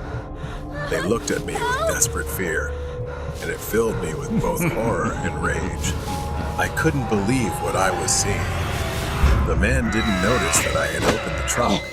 I turned to face him, and without thinking, I charged forward, my fist landing squarely on his face. I demanded to know why they were there. The man staggered backward, clutching his nose, mumbling something about selling organs. I punched him again and again, trying to knock some sense into him. Each punch was fueled by the thought of what could have happened to those kids and what might have happened to me. Finally, he collapsed, dazed and bleeding on the ground. I didn't waste any time. I ran to the trunk and untied the ropes around the kid's wrists and ankles. I pulled out my phone and called the police. The whole time I stood guard over the man, making sure he didn't get up or try to run. I reassured the kids, promising them everything would be okay. The police arrived and cuffed the man. He paid the price sentence to 37 years in prison for kidnapping and attempted murder. As I sit here, reflecting on that day, I think about what could have happened if I hadn't acted. I would have been just another victim, another name on a list of people who didn't survive. I am grateful. I trusted my instincts. Night at the gas station. That night, snow fell, freezing cold. The wind howled as I drove into the parking lot of the gas station where I worked the night shift. I had been doing this job for a few months now, from 11 p.m. to 7 a.m., as it fit my personal schedule. My coworker's car was the only other vehicle in the lot. I parked next to it, bracing myself for a long night. Nothing but slow hours and an empty store ahead. After greeting my coworker and taking over his shift, I was alone for the rest of the night. As soon as the door closed behind him, I glanced at the task list my manager had left. It was short, just a few tasks that would take less than an hour to complete. Around midnight, a car pulled into the station, catching my attention. It was an old SUV, pulling up to one of the gas pumps. I glanced out the window for a moment before turning back to my phone. A few minutes passed, then 10. I glanced again, surprised to see the SUV still parked there. The headlights were off, the doors closed, but no one had come in to pay or use the restroom. A strange feeling began to creep over me. I grabbed my coat and stepped out into the freezing cold, the wind biting into my skin. The snow crunched beneath my boots as I walked toward the SUV. I peered through the window, calling out, "Hello? Is anyone in there?" But from what I could see through the frosted glass, the car was empty. A chill ran down my spine, not from the cold, but from the growing unease. There was no one in the SUV. But why would someone leave a car parked there, engine off, in freezing temperatures like this? I glanced down and noticed something strange. Footprints in the snow. They led away from the car, but not toward the front of the station. Instead, they extend toward the corner of the gas station. It was too cold for someone to just walk off and disappear like that. I hurried back inside to warm up. Once inside, I turned on the small heater next to the counter. Then a loud noise came from the back of the building. I turned around, looking through the rows of shelves in the station. Empty, nothing there. Slowly, I started walking toward the noise coming from the back of the gas station. There on the floor were small puddles of dirty water, the kind that could only come from melted snow. I followed the trail, leading me to the storage room in the back. I stopped at the door, and in the dim light of the storage room, I saw a figure half hidden among the shelves. He was standing there, tall, broad-shouldered, with a scruffy beard that gave him a disheveled, intimidating look. He was staring right at me. I stood frozen, trembling. My mind raced, trying to process what I was seeing. Who was he? How did he get in? Then he moved slightly, stepping forward. Instinctively, I backed away, my hands trembling as I reached for anything to defend myself with. My fingers touched a metal crowbar leaning against the wall. I gripped it tightly. I stammered, my voice barely a whisper. "Who are you?" But he didn't answer. As I raised the crowbar, the cold metal felt heavy in my hand. I warned him, telling him to back off or I'd call the police. He took another step forward. I screamed louder in desperation, "I'm warning you." I swung the crowbar through the air. He staggered back, slipping on the wet floor. He groaned, clutching his leg as if he twisted it in pain. The opportunity was there, and I didn't miss it. I bolted back to the front of the store. I ran to the counter, my hands shaking uncontrollably as I picked up the store phone and whispered to 911 for help. Every second felt like an hour as I waited, my eyes locked on the storage room door. When the police arrived, I pointed them to the back. 2 officers cautiously entered, flashlights raised as they swept the storage room. I expected to hear them shout out, telling me they'd found him, but instead, they emerged with puzzled looks on their faces. They found wet footprints leading out the back door, disappearing into the snow-covered forest behind the gas station. They followed the trail, but the vast, dark expanse seemed to swallow everything. He had vanished, leaving only a mystery. The SUV had been towed away. I still work the night shift, But every time I hear a noise from the back or see a car pull into the station, I get more cautious. He could be out there, watching, waiting. But one thing is certain, I was lucky to survive that night. Night at the gas station. The return. The memory of that snowy night still lingers in my mind. It's been over 2 weeks, and the police are still searching for him. Since then, unease has stayed with me. I've become more cautious, more aware of every detail. I thought it was over, but I was wrong. Light snow fell tonight, and the parking lot was empty. No cars, no customers, only the constant hum of the station lights and the heater struggling to keep the cold at bay. I gazed out the window, just like I had every night since then. I decided to keep busy with the small tasks my manager had left me. Stocking shelves, wiping the counter, anything to keep my mind occupied. As I bent down to organize some snacks, I heard it. A soft creaking sound from the back. It was the same sound I had heard that night, the one that led me to the storage room. I stood up slowly, waiting, listening for more. I told myself it was nothing, but I couldn't shake the feeling that I was being watched. Just as I began to relax, headlights swept across the parking lot. A car slowly pulled in. It was the same type of SUV again. I froze, watching it stop near the gas pump. I grabbed my coat, knowing I couldn't avoid this. A feeling of dread crept over me as if everything was about to happen again. I stepped outside, the cold wind biting my face as I approached the SUV.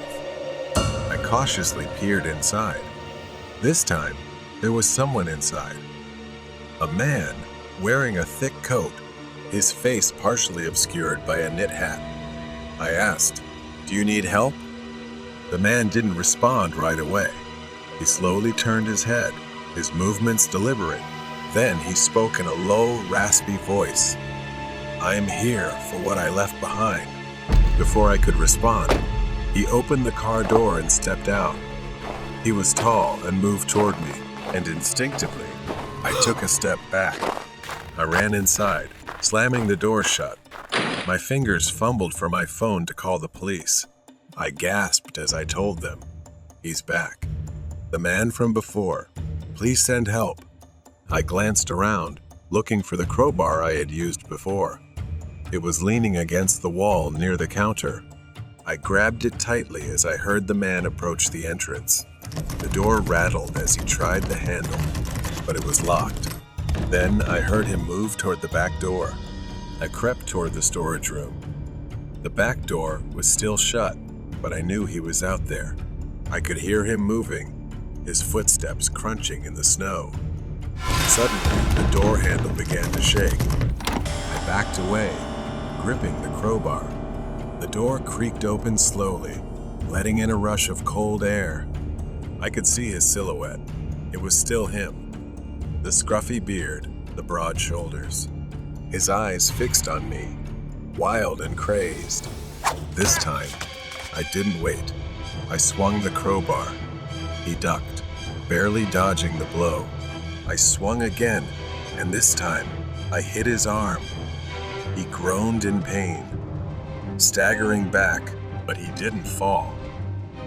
Instead, he lunged at me, grabbing the crowbar with a force I didn't expect. The metal slipped from my hands and fell to the ground. I stumbled back. Then I saw my chance the exit, and I ran as fast as I could toward it. I ran outside, the snow crunching beneath my boots. I could hear him behind me. I sprinted toward the forest, needing to get away from him. Branches whipped against my face as I rushed into the woods, the cold biting into my skin, causing sharp pain. I tripped. My foot caught in a tree root hidden beneath the snow. It sapped all the strength out of me. I tried to get up, but before I could move, I felt his hand grab my ankle, pulling me back. I kicked out, sending him staggering with a cry of pain. I got up and kept running toward the edge of the woods. In the distance, I saw the flashing lights of a police car. I collapsed into their arms, gasping for breath, pointing toward the forest. "He's still in there." At that moment, he came running out of the woods as the police closed in. For a split second, the crazed smile on his face vanished.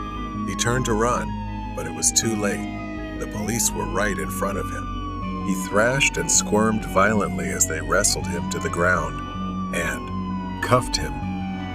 The SUV had been towed away, and the man was gone, but the unease remained. The store was quiet again.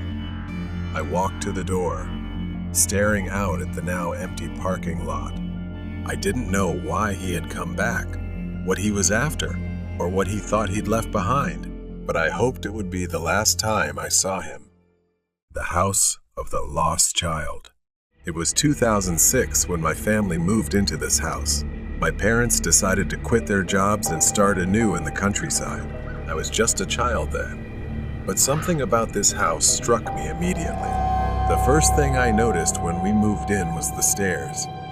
Every time I passed by, I would see a shadow silently moving up and down. It never frightened me. In fact, it felt oddly familiar.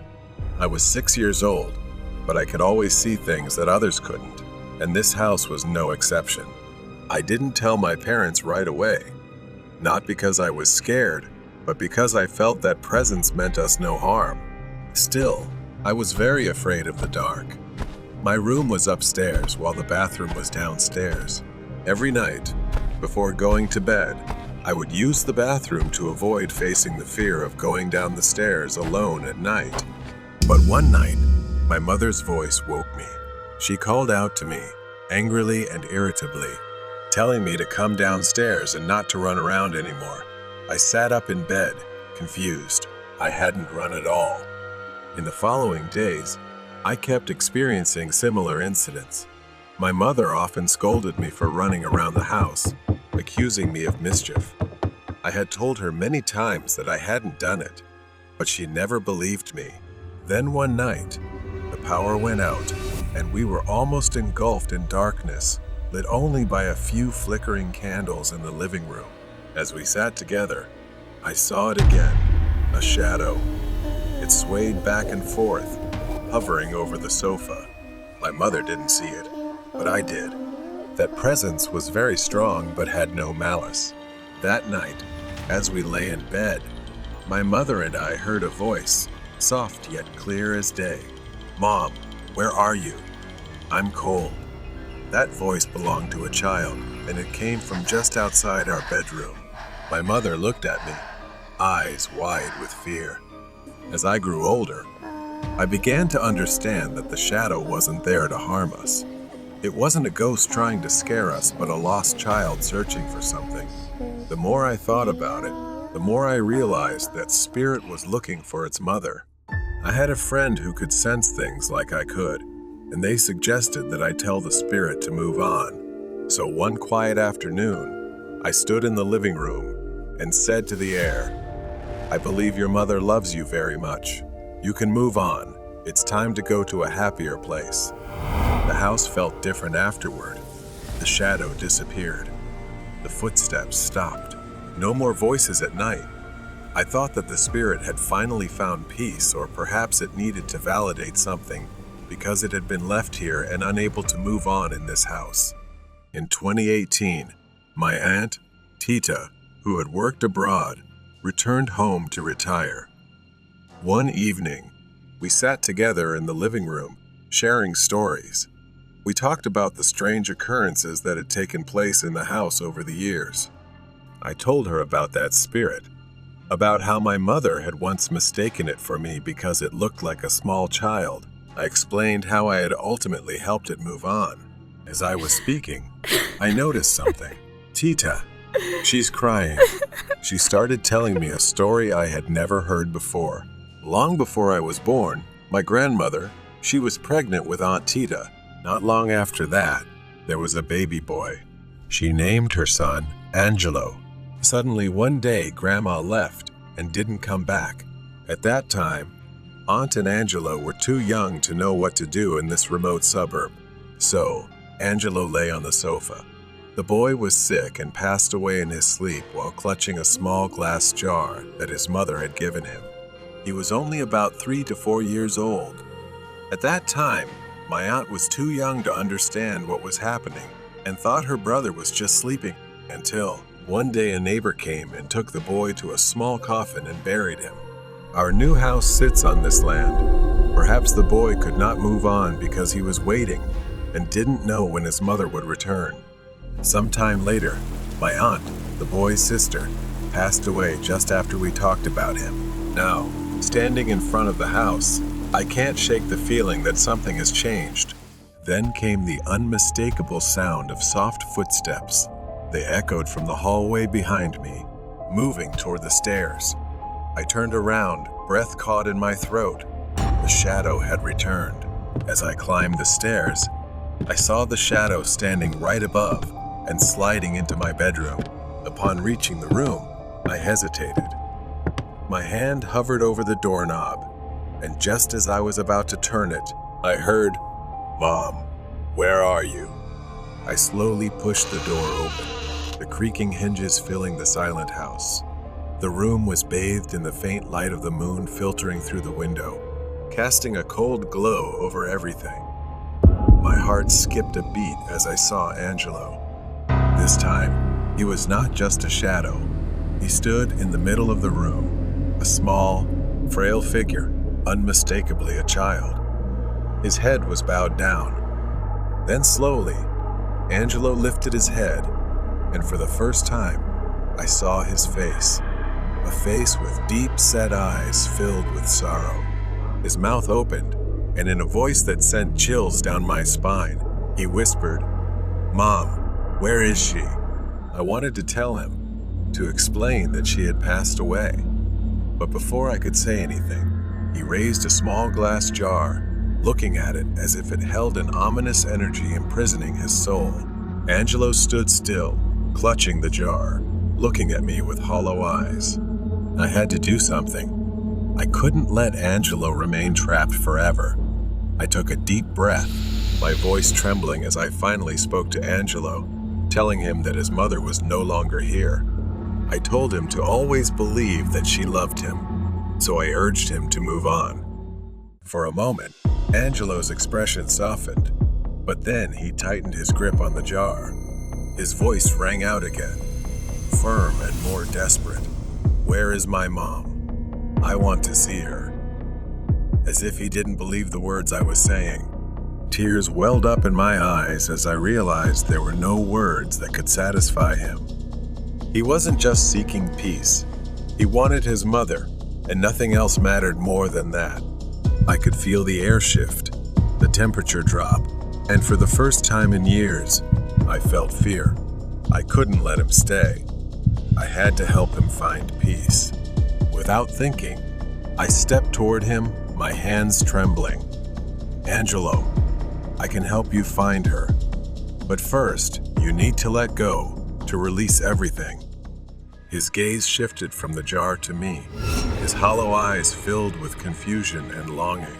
Slowly, very slowly, he began to loosen his grip on the jar. As it fell from his hand and shattered on the floor, the room went silent. Angelo's figure began to fade, dissolving into the moonlight. Before he disappeared completely, I heard his voice one last time, soft, almost a whisper. "Thank you." I stood outside the house. The weight that had burdened it for years was gone. Angelo was finally free. The feeling of guilt lingered, but I knew I had finally helped him find the peace he had been searching for all these years. The love his mother had for him, the love that had anchored Angelo to this world, had freed him. Perhaps he was beginning to understand the painful truths that even I never wanted to hear. He would likely continue his journey to find his mother in another world where he truly belonged. I looked back at the house one last time. It no longer felt haunted. Now, it was just a house, quiet and still. Angelo had gone, but he left behind something much more enduring. It was a son's love for his mother, transcending the boundaries of life and death. Horror story about the rocking chair. My name is Jonathan, and there was a time when I frequently experienced severe sleep disorders. I often woke up in a vegetative state. Every time I lay down to sleep, nightmares would come. It started when I woke up at night feeling trapped in my body. I could see, feel, and hear everything around me, but I couldn't act. Gradually, it became more complex.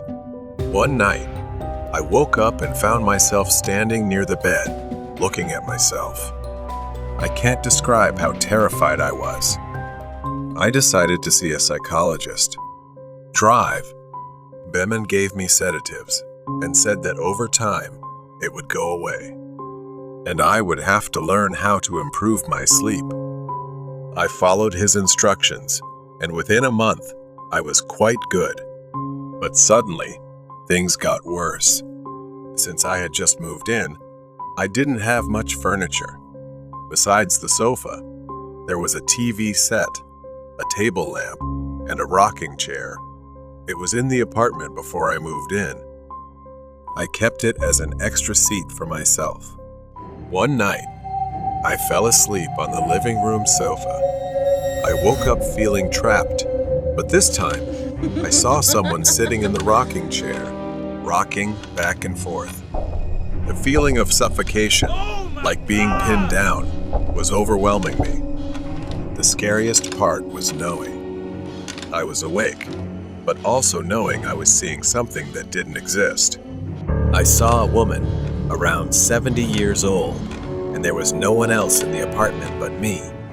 She didn't face me or make any sound, just rocking back and forth. It must have been my imagination because as soon as I snapped out of that state, the woman disappeared. I went to see my psychologist and talked about it, and he also said it was just a hallucination. I learned to meditate before going to bed because it would help my sleep, and I did it for a few weeks. I felt reassured that I had stopped experiencing these things until one night. That day, I was comfortable and relaxed for the first time in a long time with my friend.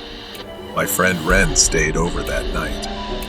Around 3 a.m., I heard heavy breathing from a very close distance. As soon as I opened my eyes, I saw a horrifying face leaning towards me, staring straight into my eyes. Her thin white hair was all over me. It was the woman rocking in the chair.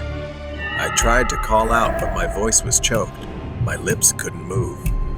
I let out a weak groan that sounded like the moan of a zombie. I wanted to scream. I thought I was dead. My fear also subsided. I gradually became aware of my breathing. The woman then said to me, "Go away, run away." I gasped, unable to breathe from the shock. She stood up and began to circle around me hungrily. Her jaw started to elongate into a large gaping mouth, then disappeared into the darkness. I jumped up and screamed, startling Ren, who had no idea what was wrong with me. Ren woke up in shock. What the hell, man? What's going on? I fainted before I could say anything. Everything felt so real, but no one believed me. The doctors thought I had a panic attack in my sleep due to intoxication. I was kept under special care for a week. After hearing her words, I moved to a new place, but before leaving, I shared my story. I also asked the landlord about the history of the rocking chair. He said that many years ago, this apartment was a healthcare unit for people with mental disorders. She just liked to be alone and rocked the chair day after day. She hated noise and disturbance and passed away right in that chair. After that, I left because of her warnings. That was probably the last time I saw her. The troublemaker at Starbucks. Lai had just graduated from college and found a temporary job, which left her struggling to find a place to live. Lai rented a small apartment near a Starbucks where she worked as a barista. Starbucks was a hangout spot for local musicians and artists, the kind of crowd who knew their coffee. It stayed open until midnight, sometimes even later on weekends. Lai worked the night shift, a shift most employees weren't fond of. The pay was decent, though not great, but the shifts were quiet. However, there was always something unsettling about the empty cafe late at night, especially toward closing time. She spent most of her time cleaning and making coffee to keep herself busy. Nick, a friend of Lai's, would sometimes drop by to keep her company. He knew everyone who worked there. But one summer night, everything changed. Nick wasn't there that evening. He didn't show up because he was attending a friend's wedding, leaving Lai to face the night shift alone. By midnight, she had made only $10 in tips, and the store was almost entirely empty. But she felt grateful that she didn't have to deal with any difficult customers. She went to the back room to fill the mop bucket and started cleaning the floor. The silence was peaceful, but something felt off. Out of the corner of her eye, she saw a shadow pass by the front window. Lai glanced up, but no one was there. She called out, asking if anyone was there, thinking a customer had come in through the back door, but there was no response. After a moment of hesitation, she shrugged, thinking she had imagined it, and went back to cleaning behind the counter. Suddenly, she heard the bathroom door open. Lai's heart started pounding, and she felt uneasy. She hadn't seen anyone come in, and the store had been completely empty just minutes before. To her surprise, Nick walked out of the bathroom. A wave of relief washed over her, and she smiled, calling out, "Nick, what are you doing here?" He grinned back at her, saying he had just dropped by after the wedding, but something in his expression had changed. His usual friendly demeanor had turned into something unsettling. She gave an awkward smile, brushing off the strange feeling, and offered him a drink. As she started making an espresso, Lai glanced at him.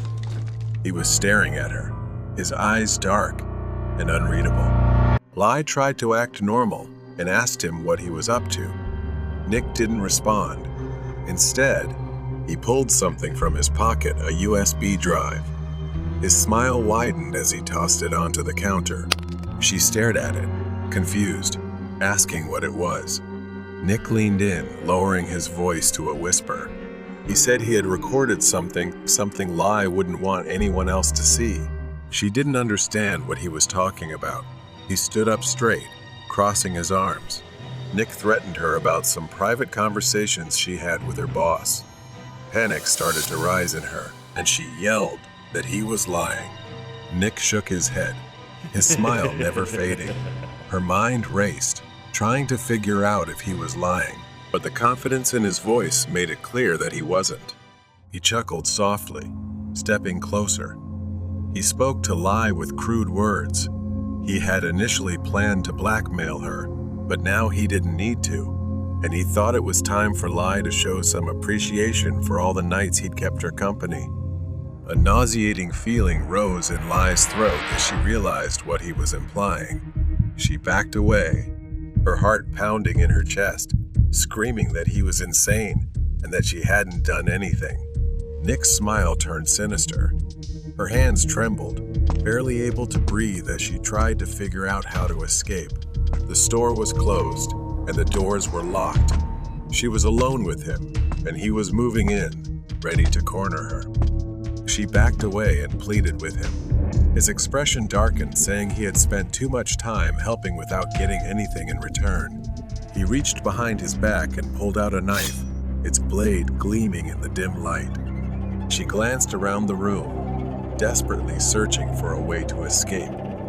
Her eyes landed on the espresso machine, and an idea formed in her mind. Lai tried to stall him and suggested making him a cup of coffee first. Nick raised an eyebrow but didn't object. She hurried behind the counter, her hands trembling as she poured an espresso. Her heart raced as she reached for the panini press. Without warning, Lai grabbed it and swung it at Nick's head with all her strength. The metal struck the side of his skull, and he staggered back, dropping the knife. Blood trickled down his face, and he let out a groan of pain. But the blow wasn't enough to bring him down. She needed to act fast. Lai ran around the counter, her eyes fixed on Nick as he wiped the blood from his face and started moving toward her. She frantically scanned the room for another weapon or an escape.